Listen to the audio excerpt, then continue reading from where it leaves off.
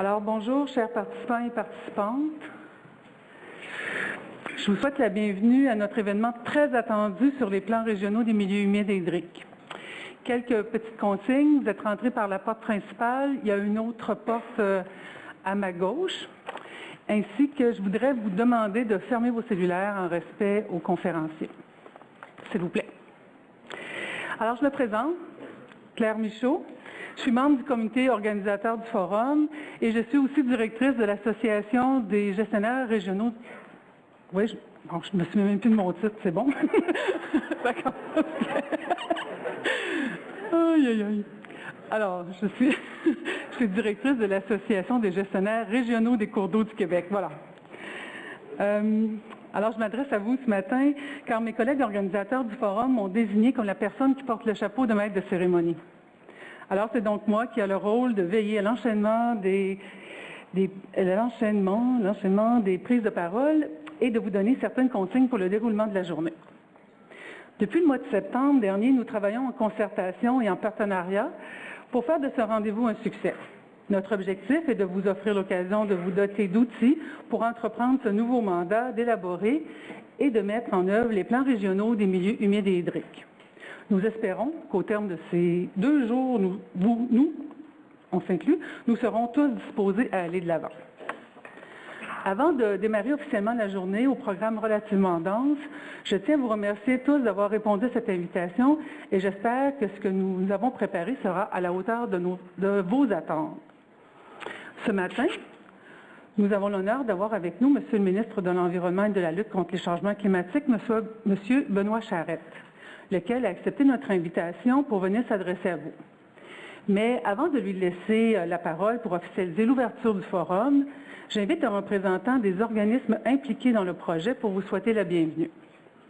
Il me fait plaisir d'inviter à l'instant M. François Lestage, membre du comité organisateur du forum et président de l'Association des aménagistes régionaux du Québec.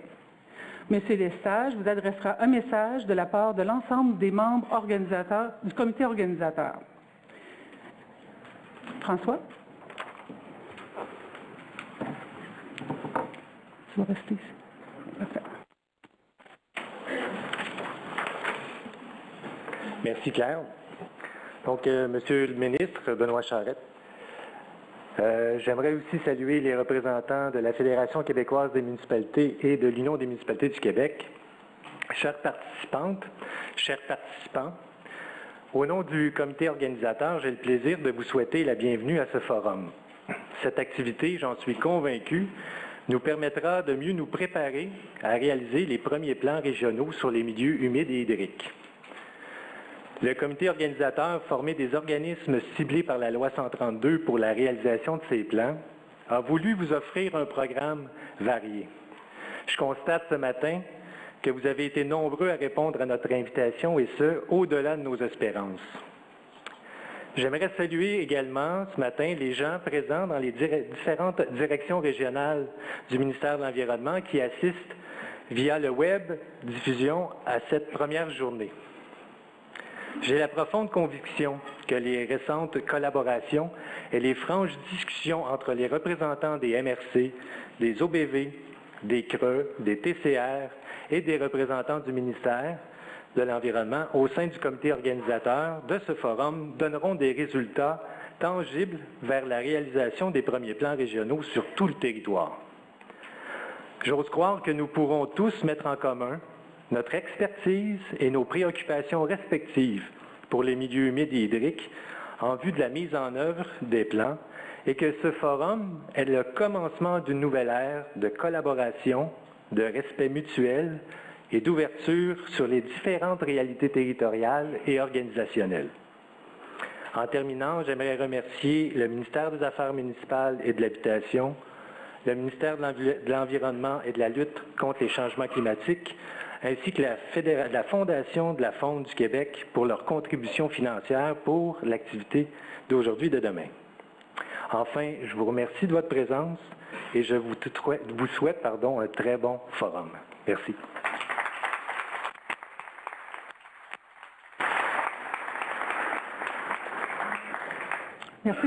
Merci François.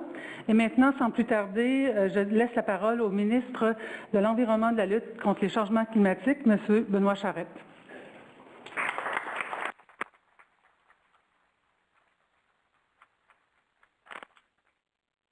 Tout le monde, un réel plaisir de me retrouver avec vous ce matin. On me dit qu'il y a plus de 400 personnes dans la salle, qu'on a dû en refuser, donc c'est une très belle nouvelle. Un gros merci, un gros bravo aux organisateurs. Donc c'est un réel plaisir pour moi de me retrouver ce matin dans ce bel amphithéâtre. Pour vous, l'endroit ne pouvait pas être mieux choisi. C'est dans l'édifice même où se retrouve le ministère de l'Environnement. Donc, pour moi, c'était difficile de refuser naturellement une si belle invitation. Et c'est d'autant plus agréable de voir 400 personnes réunies qui vont travailler au cours des 2 prochains jours en collaboration à l'émergence d'une nouvelle démarche de prise en compte des milieux humides et hydriques qui tiendra compte des échelles de la planification territoriale du Québec. Je salue également les personnes qui assistent par visioconférence. Laissez-moi lever mon chapeau également aussi à toutes les organisations qui ont travaillé conjointement avec le ministère à la préparation du programme du Forum. Et vous me permettrez de les nommer. Donc, l'Association des aménagistes régionaux du Québec, le regroupement des organismes de bassins versants du Québec. Vous allez me permettre d'être légèrement chauvin. Est-ce que Cobamil est représenté ce matin ici dans la salle? Donc, c'est le bassin versant qui touche notamment ma circonscription. Donc, un plaisir de vous savoir dans le groupe ce matin. Le regroupement, mais vous êtes tous très bons. Là, je ne suis pas le contraire, mais vous comprendrez que pour moi, c'est un plaisir de saluer la présence de l'organisme qui touche mon secteur. Donc, le regroupement national des conseils régionaux de l'environnement du Québec, l'Association des gestionnaires régionaux des cours d'eau du Québec et enfin Stratégie Saint-Laurent.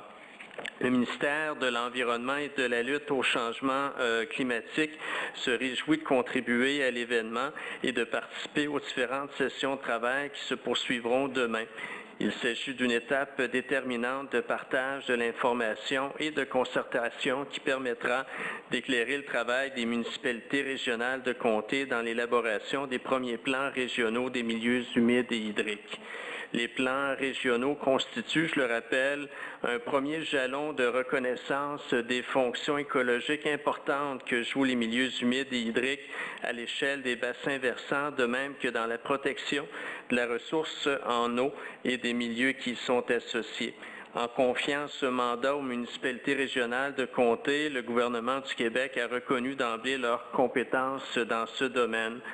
La loi affirmant le caractère collectif des ressources en eau et favorisant une meilleure gouvernance de l'eau et des milieux associés vient également confirmer le rôle des organismes de bassins versants dans la gestion intégrée de l'eau.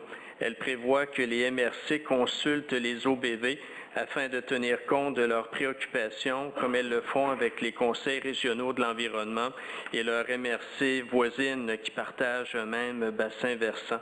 Je suis donc très fier ce matin d'annoncer la mise sur pied d'un programme de 8,5 millions de dollars qui soutiendra les MRC dans l'élaboration de leur premier plan régional des milieux humides et hydriques. Le nouveau programme rend disponible un montant de 83 300 $ à chacune des 87 MRC et des 14 villes et agglomérations ayant des responsabilités de MRC. Ce soutien gouvernemental au MRC s'ajoute aux initiatives prévues dans le plan d'action 2018-2023 de la stratégie québécoise de l'eau. Je rappelle que cette stratégie contient des mesures concrètes pour protéger, utiliser et gérer l'eau et les milieux aquatiques de façon responsable, intégrée et durable. J'espère que ce soutien financier contribuera à concilier le développement humain et la conservation de la biodiversité sur le territoire. En effet, c'est par des choix éclairés et réalistes que nous réussirons à nous doter d'une vision concertée d'aménagement du territoire. Enfin, j'aurais aimé être avec vous pendant les 2 journées du forum, Mais si on est proche des locaux du ministère, on est aussi proche de l'Assemblée nationale, donc je devrais y être dans les prochaines minutes. Cependant, j'ai ma collègue que plusieurs connaissent d'ailleurs, Agnès Grondin, députée de la circonscription d'Argenteuil, qui sera présente. Elle est en commission parlementaire en ce moment, mais elle m'a dit qu'elle sera avec vous dans les prochains instants et elle devrait y être également là, pour une majorité des travaux au cours des prochains 2 jours. Et Agnès est sans doute la mieux placée pour vous accompagner pendant ce forum, elle-même qui a été à la tête du bassin versant dans son secteur, dans la région d'Argenteuil. Donc, un gros merci pour votre présence. Merci aux organisateurs et une très belle journée à vous. Merci.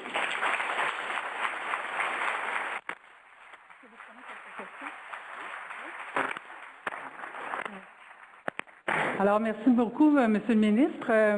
Je crois que cette allocution et cette annonce nous donnent espoir de réussir l'exercice. Monsieur Charette accepte de prendre quelques questions si vous voulez. Je vais vous laisser. Il n'y a pas d'obligation.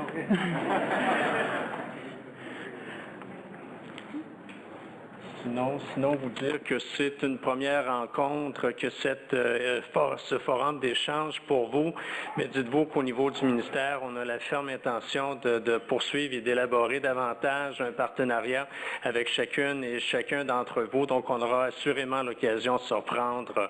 Bon forum encore une fois. Merci. Merci, M. Charette.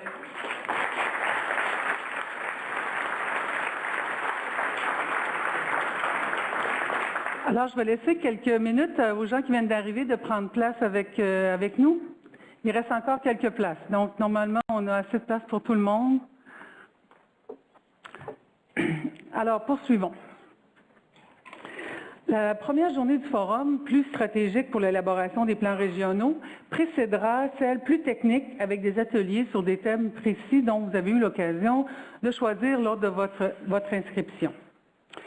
Notre avant-midi comprend 3 présentations, soit celle de M. Martin Joly ainsi que celle de 2 MRC présentant des plans de gestion des milieux humides et hydriques initiés il y a plusieurs années. Vous verrez qu'il y a des similitudes avec les étapes du plan régional des milieux humides et hydriques. Vous pourrez constater l'intérêt de longue date pour la conservation de ces milieux et surtout que c'est possible. Nous voici rendus à la conférence d'ouverture présentée par M. Martin Joly. Une introduction générale au plan régional qui a pour titre « Composer avec la nature vers une planification territoriale de la conservation des milieux humides et hydriques ». Particulièrement pour cette conférence, je vous demande de réserver vos interventions pour cet après-midi puisqu'une période de questions est prévue entre chaque panel sur le même sujet. M. Joly détient un diplôme de maîtrise en aménagement de l'Université de Montréal. Il s'intéresse à l'écologie du paysage, à la caractérisation du territoire et il travaille à l'émergence de nouvelles politiques, de nouvelles pratiques, excusez-moi. Oui, excuse-moi Martin. Ils vont m'en vouloir peut-être? Non? OK, merci. Alors, je recommence parce que c'est en ton honneur que je lise bien ta biographie. Alors, il s'intéresse à l'écologie du paysage, à la caractérisation du territoire et travaille à l'émergence de nouvelles pratiques devant encadrer les initiatives de protection, de restauration et d'utilisation durable des milieux naturels. À titre de chef de l'équipe Aménagement durable et convention, de la Direction de la protection des espèces et des milieux naturels, du ministère de l'Environnement et de la lutte contre les changements climatiques, il participe à l'élaboration d'outils de caractérisation et de gestion des écosystèmes et de la biodiversité, ainsi qu'au développement de l'expertise en analyse environnementale. Monsieur Joly.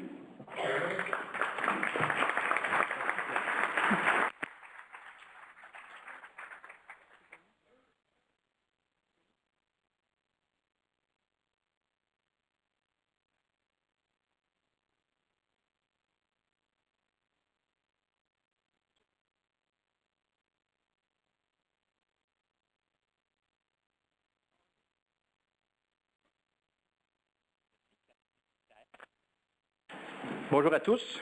Merci infiniment à Monsieur le ministre de nous avoir accordé le privilège d'ouvrir ce forum. Chers collègues des directions régionales, chers collègues des différents organismes qui sont ici, c'est vraiment très excitant de présenter à autant de personnes sur un sujet qui nous passionne beaucoup depuis plusieurs mois, depuis plusieurs années déjà. Donc, voilà de belles nouvelles. Merci d'être présent et d'avoir répondu en si grand nombre à l'invitation qui nous est faite par le groupe des 5 de participer à ce forum. Nous voyons une opportunité réelle d'échanger, de partager nos questionnements et d'entendre nos préoccupations sur le devenir des plans régionaux.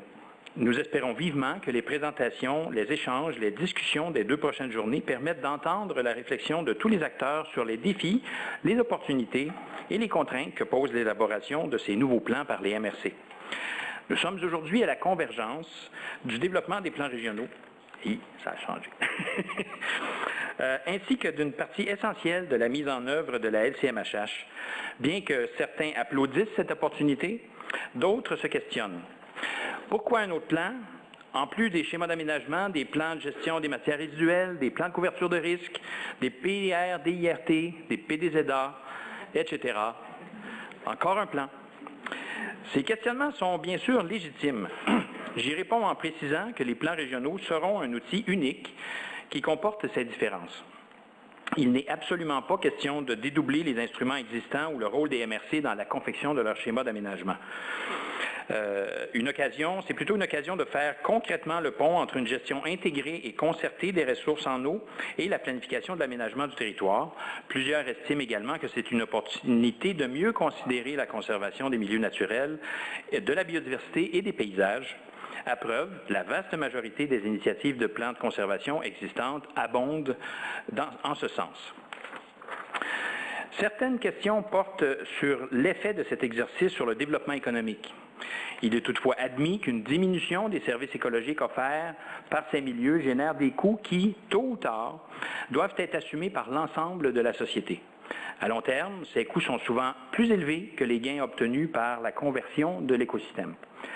Devant ces constats, la protection intégrale des milieux humides et hydriques peut difficilement être la seule option, et tout le défi est là. Peut-on limiter, encadrer la réalisation d'activités sans diminuer la capacité de créer de la richesse sur un territoire? Ça apparaît incontournable pour maintenir des écosystèmes fonctionnels qui fournissent également de la richesse par la forme des fonctions qu'ils exercent. Est-ce que ce ne serait pas justement ça, l'aménagement du territoire? Le défi des MRC sera donc de s'assurer que l'ensemble des outils de conservation qu'ils développeront soient compatibles avec un développement harmonieux du territoire. Les avantages que tirent les municipalités des services écologiques peuvent être renforcés par l'aménagement durable des écosystèmes. Il est possible de tirer profit des efforts investis pour la mise en œuvre du plan régional en comptabilisant les nombreux bénéfices directs et indirects des mesures énoncées dans le plan d'action qui en découlera. L'intention de ces plans est de mieux planifier, d'intégrer la protection, la restauration et l'utilisation durable des écosystèmes le plus tôt possible dans le processus décisionnel. Cela peut contribuer à mieux articuler le développement économique. Les discussions et les réflexions des prochains jours serviront à préciser le devenir et la manière par laquelle ces plans pourront être utilisés. Évidemment, comme nous le voyons tous, ça bouscule passablement les façons de faire établies. Conserver les écosystèmes pour qu'ils nous soient bénéfiques, pour que les équilibres écologiques persistent, impose plus que jamais de prendre des décisions difficiles dans une vision court terme, mais elles sont essentielles pour le long terme. Conviendra-t-on au bout du compte qu'il s'agit d'une opportunité d'enrichir la réflexion permettant à nos élus de prendre les meilleures décisions d'aménagement du territoire? Ces décisions devraient permettre de soutenir un développement économique plus adapté à la présence de milieux naturels. Faisons le pari que ce seront d'abord et avant tout vos plans régionaux. Il convient de prendre un peu de perspective historique sur les changements législatifs entourant les milieux humides et hydriques. Le 2e alinéa de l'article 22, adopté en 88, confère une première légitimité à des écosystèmes qui avaient déjà été fort malmenés. Chose surprenante, il semble qu'il y ait eu, somme toute, peu de débats publics entourant l'adoption du 2e alinéa à cette époque. La même année, le ministre Lincoln fait également adopter la politique de protection des rives, du littoral et des plaines inondables. C'est quand même pas rien. C'était une réponse aux inquiétudes grandissantes et aux préoccupations sur la disparition des milieux humides et hydriques ou sur leur altération, principalement dans le fleuve Saint-Laurent et sur les plans d'eau. D'ailleurs, les comités de zones d'intervention prioritaire, les comités ZIP, ont été mis en place à la même époque pour répondre aux enjeux particuliers du fleuve Saint-Laurent. Les inquiétudes soulevées par l'état des milieux humides et hydriques sont factuelles et demeurent actuelles. Comme partout dans le monde, il est manifeste que ces écosystèmes font face à une lente érosion, ainsi qu'à la dégradation continue de la diversité écologique qu'ils soutiennent et des fonctions qui leur sont associées. On réalise aujourd'hui l'importance de leur rôle dans l'atténuation des effets des changements climatiques. Les inondations du Richelieu en mai 2011, puis autour des affluents du Saint-Laurent au printemps 2017 ont démontré toute l'importance de préserver la capacité de nos écosystèmes à réguler les niveaux d'eau. Plus que jamais, la protection des milieux humides et hydriques fait consensus non seulement auprès des groupes environnementaux et des milieux universitaires, mais aussi auprès des gens d'affaires. D'ailleurs, en septembre dernier, le Bureau d'assurance du Canada a fait paraître un rapport sur l'importance des infrastructures vertes dans un contexte de changement climatique. Ce rapport mentionne que les risques d'inondation peuvent être considérablement réduits en conservant et restaurant les milieux humides. Uniquement au cours des 12 derniers mois, les compagnies d'assurance ont dû verser plus de 1,5 milliard de dollars en dédommagement en lien avec les effets des changements climatiques et les inondations. La perte des milieux humides a un coût qui se répercute sur l'ensemble de la population. Ces événements malheureux ont contribué à une nouvelle reconnaissance gouvernementale de l'importance des milieux humides et hydriques, de manière à assurer et mettre en valeur les différents bénéfices résultant de leur présence. Parmi ces bénéfices reconnus, la loi sur l'eau identifie les fonctions de filtre contre la pollution ou de régulation de niveau d'eau, mais également l'importance d'en conserver la diversité biologique parce qu'ils offrent des habitats pour l'alimentation, l'abri et la reproduction des espèces vivantes. La reconnaissance de leur fonction de séquestration du carbone et d'atténuation des impacts des changements climatiques est nouvelle. Alors que nous comprenons de plus en plus l'ampleur du défi que constitue la réduction de nos émissions de gaz à effet de serre, les milieux humides et hydriques s'avèrent être d'excellents écosystèmes pour capter et séquestrer le carbone dans le sol lorsqu'ils sont fonctionnels. Pouvez-vous imaginer que les tourbières emprisonnent environ 11 gigatonnes de carbone dans le sol, soit l'équivalent de 500% des émissions de CO2 du Québec en 2016? Elles stockent une quantité impressionnante de carbone, environ 9 fois plus que dans les forêts, soit l'équivalent de 478 années d'émissions anthropiques au rythme actuel que l'on vit au Québec. Il apparaît évident que leur conservation devrait faire partie d'une bonne stratégie pour répondre à l'urgence climatique. On reconnaît également leur fonction d'écran solaire et de brisement naturel. La présence de ces écosystèmes est liée à la qualité du paysage en permettant la conservation du caractère naturel d'un milieu et des attributs des paysages où on les trouve, contribuant également à la valeur des propriétés. Le défi que nous avons évoqué au début ne peut être relevé seul. La concertation entourant l'exercice de l'aménagement du territoire est essentielle. Il appelle à un partage de responsabilités et vous vous rappelez sans doute le livre vert sur la modernisation de la LQE. Il a mis en place une réflexion afin de moderniser la loi centrale à la mission du ministère. Les consultations menées au printemps et à l'été 2015 portaient une vision ambitieuse. Le Québec devait se doter le Québec devait se doter d'un régime d'autorisation environnementale moderne, clair et optimisé, et ce, tout en maintenant les plus hautes exigences en matière de protection de l'environnement. Le nouveau régime vise également à permettre au Québec de relever les défis associés à la lutte contre les changements climatiques et doit prendre en compte les principes du développement durable. Tous ont souligné l'importance de rendre le processus plus efficace et plus prévisible pour les initiateurs de projets et la population concernée. Parmi les orientations avancées par le Livre vert, l'une répondait plus particulièrement au partage de responsabilités. Pour concrétiser cette prévisibilité, il apparaît plus que jamais essentiel que les initiateurs de projets de développement, de même que les municipalités, partagent et coordonnent leur action pour assurer la qualité de l'environnement. La loi concernant la conservation des milieux humides et hydriques a été adoptée à l'Assemblée nationale le 16 juin 2017. Cette réforme de l'encadrement juridique applicable en vue de moderniser des mesures prévues pour assurer la conservation des milieux humides a touché 5 lois et par les modifications qu'elle apporte, ça reflète les axes de cette réforme-là. Elle touche à la fois le régime d'autorisation environnementale, les mesures de conservation du patrimoine naturel, la planification de la gestion intégrée des ressources en eau et la planification d'aménagement du territoire. En parallèle, les orientations gouvernementales en matière d'aménagement du territoire, la politique de protection des rives, du littoral et des plaines inondables et la réglementation municipale complètent les outils disponibles pour permettre la mise en œuvre d'une stratégie de conservation des municipalités locales et régionales. Donc, les modifications apportées par la loi sur l'eau réaffirment le partenariat privilégié du gouvernement avec le monde municipal, plus particulièrement en confiant la réalisation des plans régionaux aux municipalités régionales de comté.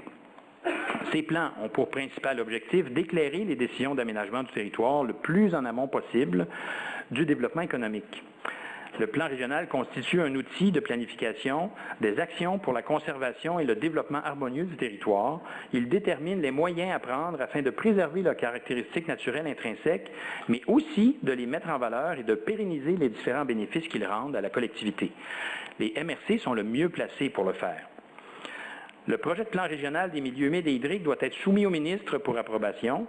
Plusieurs ministères seront consultés dans ce processus, dont les ministères responsables des affaires municipales, de l'agriculture, de la faune et de l'énergie et des ressources naturelles. Ce faisant, lorsque le plan régional sera approuvé par le ministre de l'Environnement, l'ensemble des enjeux auront été identifiés. Le plan sera ensuite approuvé par les élus en considérant l'atteinte des objectifs poursuivis. C'est pourquoi la loi sur l'aménagement et l'urbanisme confère désormais des pouvoirs plus clairs aux MRC et aux municipalités locales relativement à la conservation. Les gouvernements de proximité détiennent de nombreux pouvoirs pour assurer la protection et la gestion des milieux naturels.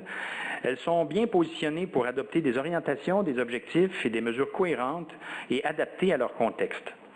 Plus spécifiquement, elles doivent déterminer dans leur schéma toute zone où l'occupation du sol est soumise à des contraintes particulières pour des raisons de protection environnementale des milieux humides et hydriques. En outre, elles peuvent prévoir des mesures de gestion de l'urbanisation qui concentreront la croissance urbaine dans les périmètres d'urbanisation en évitant les milieux naturels d'intérêt. Elles doivent également déterminer toute partie du territoire présentant un intérêt d'ordre écologique. De plus, les MRC peuvent intégrer tout élément de contenu relatif à la planification de l'aménagement et du développement durable, ce qui inclut la conservation des milieux humides et hydriques. Elles peuvent, par exemple, adopter une réglementation sur la plantation et l'abattage d'arbres, laquelle doit être liée à leur vision d'aménagement durable du territoire. Elles assument également des responsabilités quant au libre écoulement des eaux. Ces pouvoirs ne sont pas nouveaux, mais le pari est fait que leur application sera améliorée et que l'exercice des plans régionaux soutiendra une harmonisation de ces règles cohérente avec la poursuite de ces activités.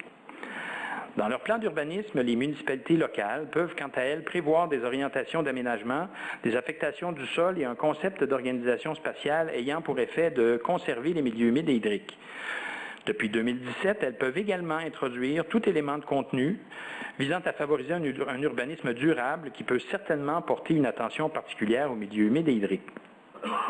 Ainsi, les municipalités locales ont désormais un pouvoir élargi en matière de réglementation, de zonage et de lotissement qui leur permet d'assurer la protection de l'environnement. Ce pouvoir de réglementation tient compte de la proximité des milieux humides et hydriques. Ainsi, les municipalités pourront intégrer les mesures prévues dans leur schéma à leur planification et leur réglementation d'urbanisme. Finalement, par leurs documents complémentaires, les MRC amèneront les municipalités locales de leur territoire à adopter des dispositions réglementaires visant à tenir compte des contraintes naturelles, notamment celles causées par la proximité d'écosystèmes sensibles. Elles peuvent également y prévoir d'autres règles en matière de zonage et de lotissement que les municipalités locales devront intégrer à leur réglementation. Comme le ministre vient de nous l'annoncer, un programme offre un soutien de 8,5 millions pour accompagner les municipalités régionales dans l'élaboration de leur premier plan. Ce nouveau programme d'aide rend disponible un montant de 83 300 $ au MRC. Cet appui se manifeste également par l'acquisition de nouvelles connaissances cartographiques. Le ministère a entamé des démarches pour préparer des outils d'accompagnement qui seront nécessaires au MRC pour élaborer les plans régionaux. La cartographie des milieux humides fruit du partenariat de longue date de Canard illimité avec le ministère de l'Environnement, couvre maintenant l'ensemble des basses terres du Saint-Laurent ainsi que la plaine du lac Saint-Jean. Le bassin versant de la Rivière-du-Nord et une partie de l'Estrie sont également couverts, ce qui n'est pas rien. Il y a beaucoup de travail là-dedans et c'est fort intéressant ce qu'on peut faire avec. La cartographie des milieux humides potentiels développée par nos équipes est accessible.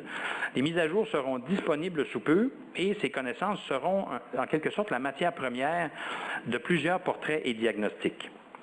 Mais ce n'est pas tout. De nouveaux projets sont en cours d'élaboration afin de développer les approches de cartographie des milieux humides à partir d'imagerie satellitaire et des données LIDAR. Un projet est en émergence avec le CERFO pour couvrir un bassin versant pilote et une collaboration est en train de s'établir avec l'Université du Québec en Abitibi-Témiscamingue. Ces travaux mèneront à une cartographie plus adaptée à des territoires comme l'Abitibi. Quant au milieu hydrique, un projet est également en démarrage avec l'Université Laval afin de créer un réseau hydrologiquement cohérent pour un bassin versant pilote à partir de données LIDAR. Ils permettront éventuellement d'étendre la couverture cartographique de ces milieux.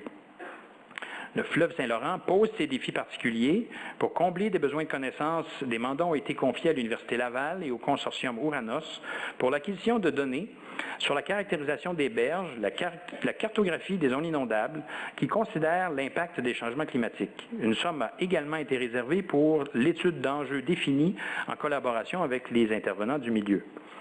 Pour combler les besoins de connaissances des aléas hydroclimatiques affectant les rives du fleuve, le gouvernement a alloué une somme de 8 millions pour le projet Résilience côtière, dont l'objectif est de développer les connaissances sur les risques d'inondation et d'érosion. Il vise à outiller les municipalités riveraines à développer des stratégies pour réduire leur vulnérabilité face à ces aléas.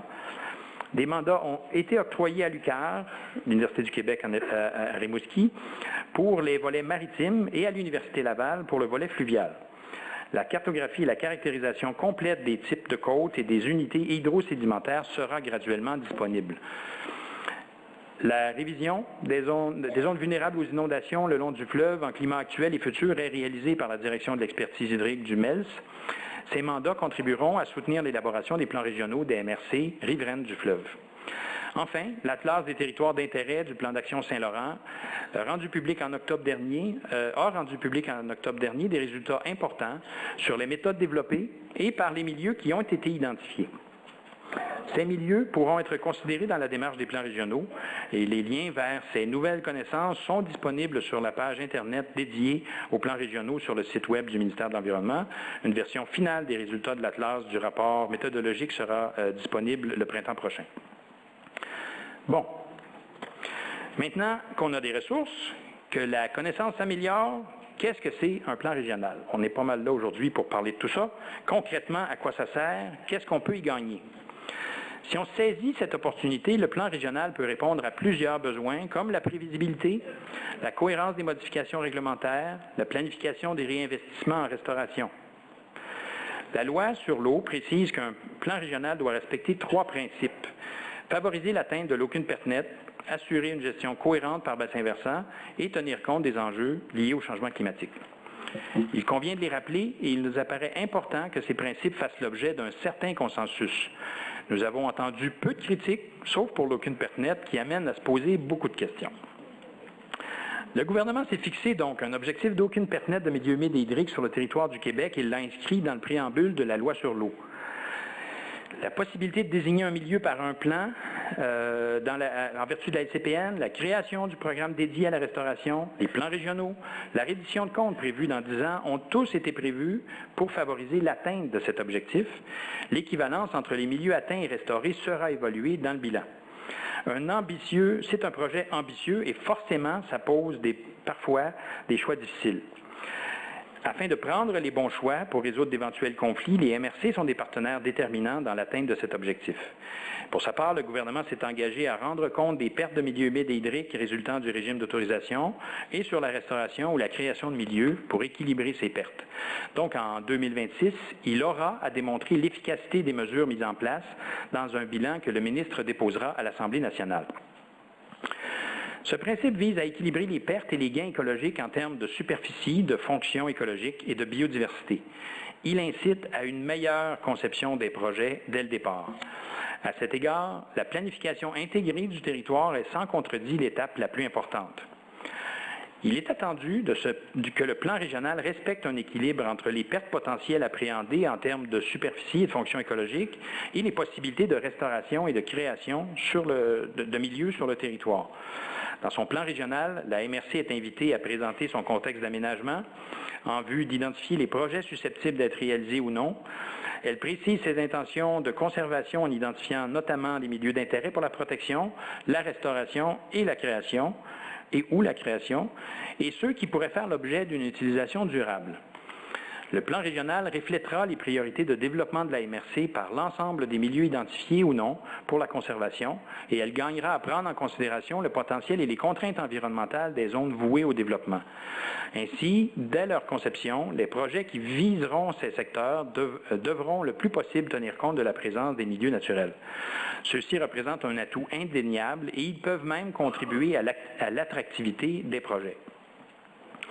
La prévisibilité recherchée par les développeurs et les aménagistes est liée à l'optimisation de la conception des projets en s'adaptant mieux au territoire. Le plan régional contribuera à la justification des projets soumis à l'analyse environnementale et renforcera l'argumentaire de l'acceptabilité environnementale de ces projets-là. Ainsi, des mesures d'atténuation adaptées pourront être précisées dans l'autorisation ministérielle. Et à moins qu'il ne porte atteinte aux fonctions écologiques, à la biodiversité de façon manifeste, un projet visant ces milieux identifiés dans le plan régional pourrait être autorisé aux conditions déterminées par le ministre. Pour assurer une gestion cohérente par bassin versant, les problématiques liées à la gestion de l'eau doivent être définies à l'échelle de l'unité hydrologique, plutôt qu'à celle de l'unité administrative. 40 zones de gestion intégrée de l'eau sont coordonnées par les organismes de bassin versant et 12 zones de gestion intégrée du Saint-Laurent seront à terme coordonnées par les tables de concertation régionales. La majorité de ces tables de concertation sont sous la responsabilité des comités ZIP, des zones d'intervention prioritaires. Les MRC sont des acteurs de premier plan dans la gestion intégrée de l'eau en raison notamment de leurs compétences en aménagement du territoire. Les aménagistes régionaux et les gestionnaires de cours d'eau connaissent leur terrain. Ils ont développé une expertise unique et continuent de le faire. Le bassin versant est l'unité géographique adéquate afin d'évaluer la présence de certaines problématiques, mais elle n'est malheureusement pas compatible avec les limites des MRC. Difficile de comprendre ou de maîtriser la présence de concentrations élevées en phosphore ou en azote, la disponibilité suffisante de l'eau permettant de soutenir divers usages, la gestion des inondations ou la compréhension des embarques en se limitant au territoire municipal. Ainsi, la ZGIE est l'échelle territoriale appropriée afin d'échanger entre les différentes MRC et les autres parties prenantes sur les enjeux de l'eau qui doivent être considérés. Dans son plan régional, la MRC analyse les problématiques environnementales reliées à la ressource en eau et aux fonctions hydrauliques. À l'échelle des bassins versants, il est prévu que les MRC consultent les OBV, les TCR, les comités ZIP, les conseils régionaux de l'environnement et les MRC contigus dans le cadre de l'élaboration de leur plan.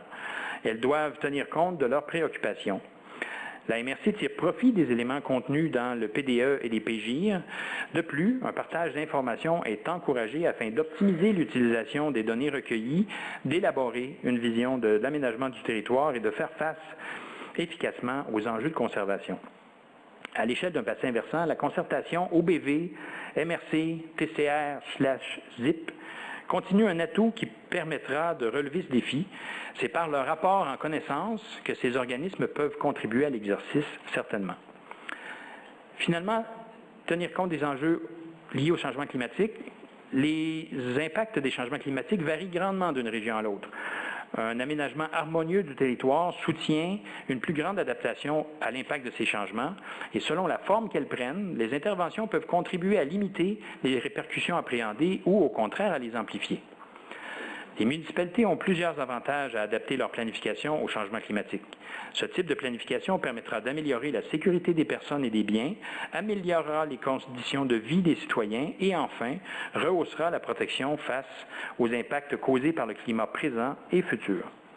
Afin de mieux cibler leurs interventions, les MRC peuvent désigner les secteurs et les composantes de leur territoire qui présentent une vulnérabilité aux impacts des changements climatiques. Le plan d'action pourra prévoir des mesures qui s'imposent, contribuant ainsi à l'adaptation de nos collectivités à ces impacts appréhendés. Les mesures prévues dans le plan peuvent directement ou indirectement participer à l'adaptation au changement climatique par des pratiques d'aménagement durable du territoire. En 2017, c'est 15 régions du Québec qui ont subi les contre-coups d'inondations majeures en même temps. Les citoyens ont beaucoup perdu, des chemins ont été arrachés, causant des pertes importantes sur nos infrastructures. La conservation et la restauration de milieux humides et hydriques sont des mesures qui peuvent contribuer à l'adaptation aux aléas climatiques des municipalités. La démarche est probablement aussi importante que le plan lui-même. Elle pose le défi d'une réelle concertation. La loi sur l'eau reconnaît le rôle des partenaires du ministère de l'Environnement dans la gestion de l'eau et de l'environnement.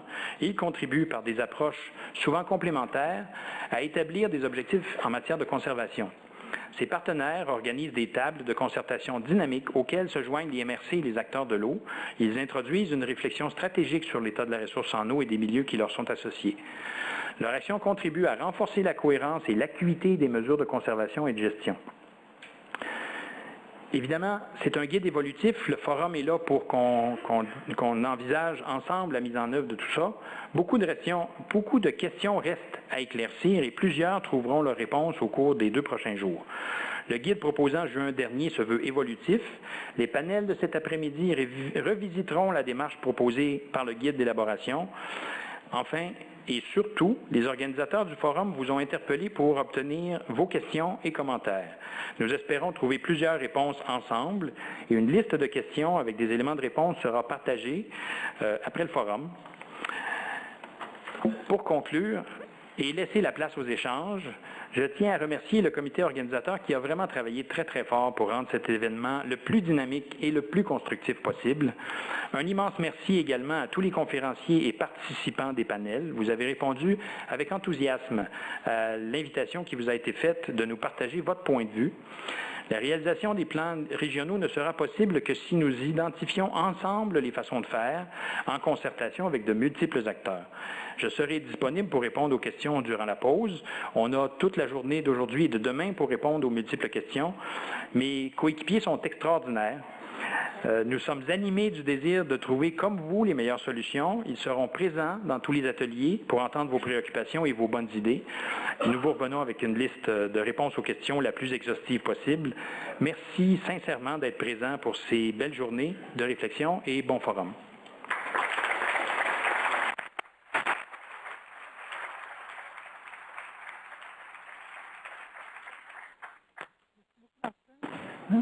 Merci beaucoup, Martin. Alors, comme je vous disais, on va réserver les questions à l'après-midi parce qu'on va parler à peu près des mêmes sujets. Et Martin, merci de te rendre disponible durant la pause pour quelques échanges avec les collègues. Alors, pour les prochaines conférences de cet avant-midi, on souhaite limiter les interventions. Alors, m'en voulez pas trop là, si on limite à 2 interventions dans la salle et 1 en visioconférence.